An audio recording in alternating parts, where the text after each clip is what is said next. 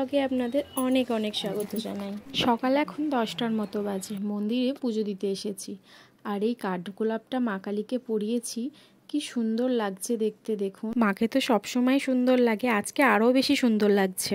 মামাম এখনও ঘুমাচ্ছে। দুপুরে রান্নায় আজকে বেশি কিছু করব না, এই বেলে মাছের ঝাল করব, ডাল আর আলু সিদ্ধ দিয়ে দিয়েছি। যা করব সব সন্ধ্যেবেলা। আজকে রবিবার, একটু কিছু বানানোর ইচ্ছা আছে রাতে, কারণ সকালবেলাটা একদমই সময় হয় না। সকালে মেয়েকে খাওয়ানো, স্নান করানো, রান্না বান্না কিছু বানাতে গেলে একটু সময় লাগে। তো দুপুরবেলা খাওয়া দাওয়া করে এখন চলে এসেছি আনারসটা কাটতে। যেদিন সন্ধ্যেবেলা ক্লায়েন্ট না আসার থাকে সেদিনকে 6টা থেকে আমি রান্না করার অনেকটা সময় পাই। মাম্মামকে নিয়ে ওর বাবা একটু ঘুরতে বেরিয়ে যায়, আমার হাতে অনেকটাই সময় থাকে কিছু বানানোর। অর্ধেক আমাদের জন্য রেখে দিয়েছি আর মাম্মামের জন্য রস বের করে দিচ্ছি, কারণ ও আনারসটা একদম কামড়ে খেতে পারে না, চেবাতেই চায় না।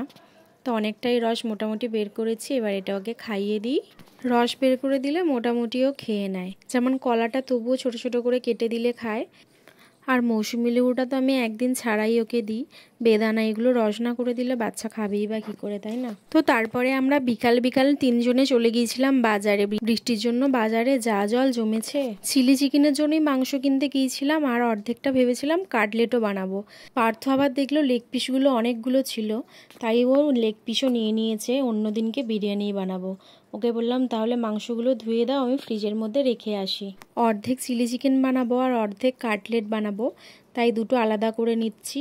আর ওইদিকে আমি রাইসের চালটাও বসিয়ে দিয়ে তারপর আমি আর কোনো ভিডিও নিতে পারিনি, একেবারে চিকেন পকোড়াও ভেজে নিয়েছি আর কাটলেটেও সব একসাথে পেস্ট করে নিয়েছি। আর পকোড়া হতে গরম গরম কয়েকটা খেয়েও নিয়েছি।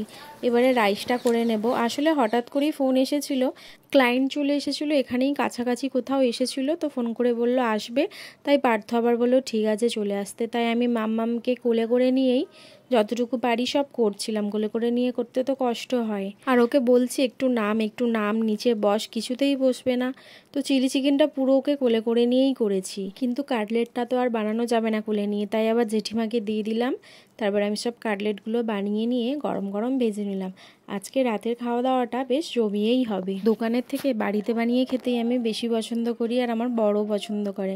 দেখুন কত সুন্দর হয়েছে, খেতেও কিন্তু দারুণ লাগে। গরম গরম কাটলেট সস বা কাসুন্দির সাথে দারুণ লাগে। তো চলুন এবার খাওয়া দাওয়ার পর্ব শুরু করি, আর ব্লগটা এখানেই শেষ করলাম। টাটা।